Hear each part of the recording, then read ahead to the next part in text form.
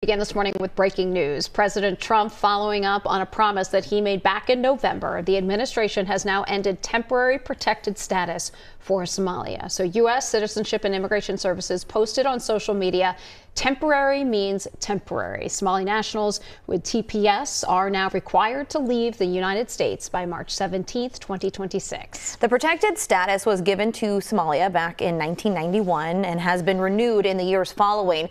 More than 700 migrants from Somalia have temporary protected status, according to the Congressional Research Service. In 2023, the Immigrant Law Center of Minnesota estimated 430 Somalis in Minnesota were afforded those protections. We'll share more on this breaking news and impacts to you and your community as we learn it. Minnesota leaders are filing suit to try to stop ICE activity in the state. Now, this comes as the New York Times and CNN are reporting that the Trump administration is sending 1,000 more federal officers to Minnesota. You can see the headline here from the New York Times. Trump officials are sending 1,000 more immigration officers to Minnesota. The Customs and Border Protection officers are joining 2,000 other officers and agents at the Department of Homeland Security who have recently been deployed to the Minneapolis region. CNN said 2 federal law enforcement sources told them that 1,000 additional U.S. Customs and Border Protection agents are expected to deploy to Minneapolis. This is tensions between federal law enforcement and local counterparts flare up.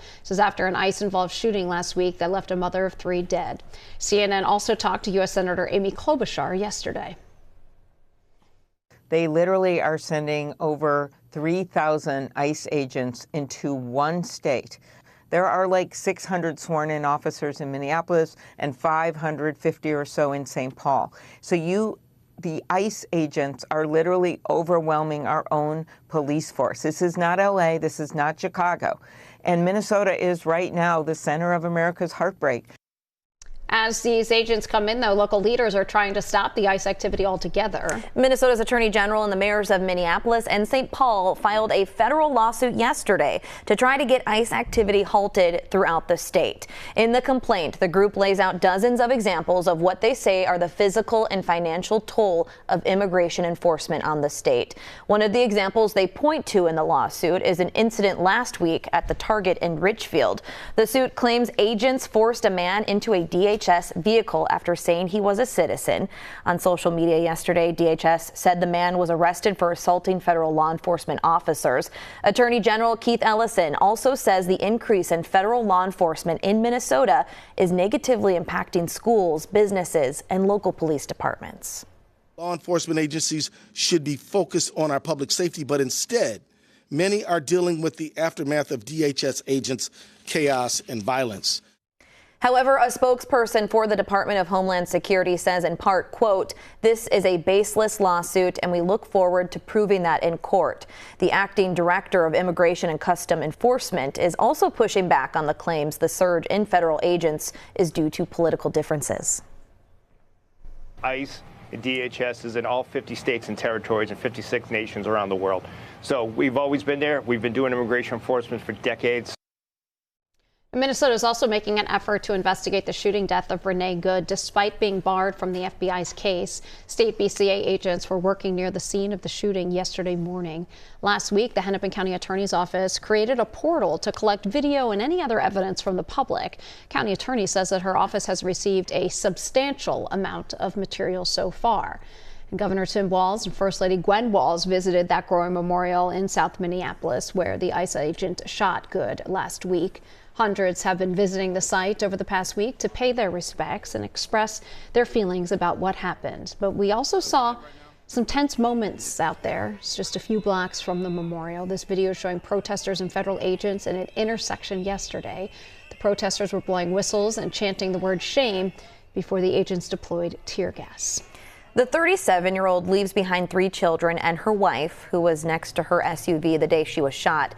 Good's ex-husband told us she had just dropped their 6-year-old at school before this encounter with ICE agents. Homeland Security said Good had previous encounters with the agents and committed a, quote, act of domestic terrorism by using her vehicle as a weapon. Democratic leaders have condemned the shooting and have urged the federal government to allow the state to have access to evidence in their investigation. investigation. New this morning, CBS News has learned that several career prosecutors in the U.S. Justice Department Civil Rights Division have resigned shortly after learning that there would be no civil rights probe into the fatal shooting of Renee Good. Source tells CBS News at least 6 prosecutors, most of whom are supervisors in the Civil Rights Division criminal section, will be leaving their jobs. Source telling CBS News that the investigation is being treated as an assault on a federal officer. Now, CBS could not immediately determine who made that decision. We know the shooting has sparked even more pushback from protesters in the community.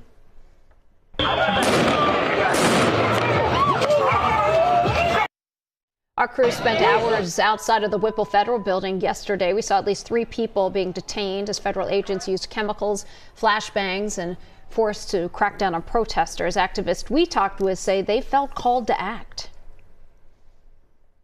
I do not like seeing our country being held hostage to these masked thugs.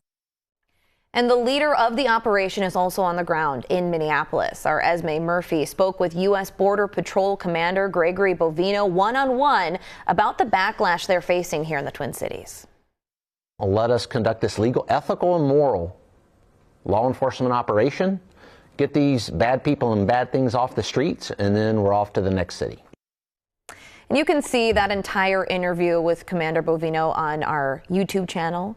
We'll continue to follow the new and ongoing developments in the shooting investigation and the federal crackdown. Stay with WCCO on air and online to get updates as soon as they happen. On Sunday, 15 on Monday, but I'm not feeling too confident that we're going to warm back up. We might stay in the single digits. That's what we're trending towards. But for now, enjoy the 40s because it's going to be here for only 12 more hours. Okay. Yeah. January, friends. Yeah. January. That's what it is. We know this is coming. Winter. Budgeting can seem like a daunting task. So today, our money expert is sharing easy budgeting methods you might actually stick with. We got Dustin Smith from Wealth Enhancement Group here this morning. Dustin, good morning. Thanks for being here. Thanks for having me. A lot of budgeting ideas. I mean, you are inundated with them coming off of social media, but do you have one that you think works best? Okay, so the one that works best is whichever one you're going to stick with, right? And so today we're going to talk about 3 that I think are at least a place for people to start. Because honestly, what I've found is that people need to modify them every single one of these to fit their actual needs. But let's just talk about 3 of them. Okay. So the first one is what we call the 50-30-20 rule. 50-30-20 rule. Yep. And it's the idea that you take 50% of your income and you say, this is money that I'm going to allocate towards my needs. So this is housing, this might be groceries, any sort of fixed expenses. Okay. Right? So Like insurance. Insurance. Okay. Bill, 50% utilities. goes toward those things.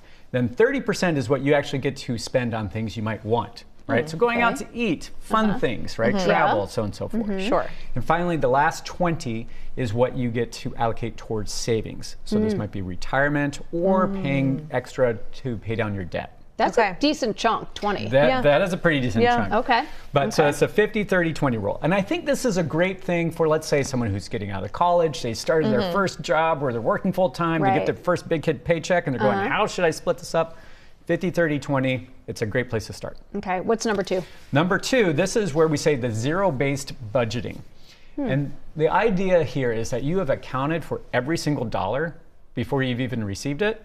So the idea is, so you go, I know I'm going to get my paycheck this month or every 2 weeks, and it's going to be this amount. And prior to spending any of that, you've already mapped out where all of it's going to go. Okay. So how much are you going to put towards your rent, mortgage, cell phone bills, going out for coffee, the minutia, right? And the idea here is that you've accounted for everything, so it's either spent or saved. Now, this can get very extreme. Yeah, and you also really have to go into extensive detail. Extensive detail. So this is where an app or spreadsheets can help. True. But the reason why you're doing this type of level is because either A, you have your income's really tight, or B, you're trying to reset your spending habits.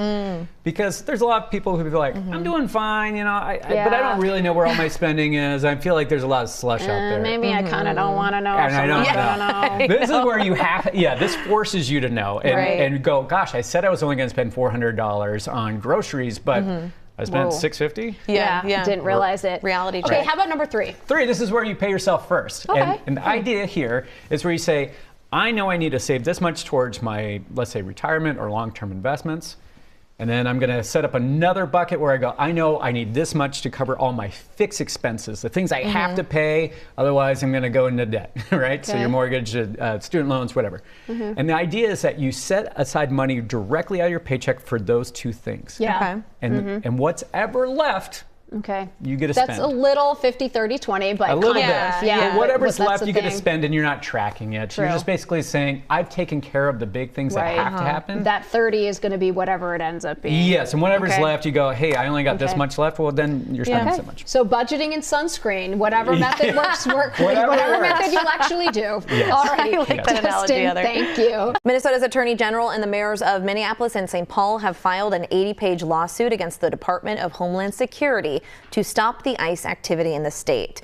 And a judge could hear the case as early as today. In the complaint, the group lays out dozens of examples of what they say are the physical and financial toll of immigration enforcement on the state. Now, reports say that the Trump administration plans to send another 1,000 federal agents to Minnesota in addition to the 2,000 that are already on the ground. The ICE crackdown isn't just happening in Minneapolis and St. Paul, it's also happening outside of the metro.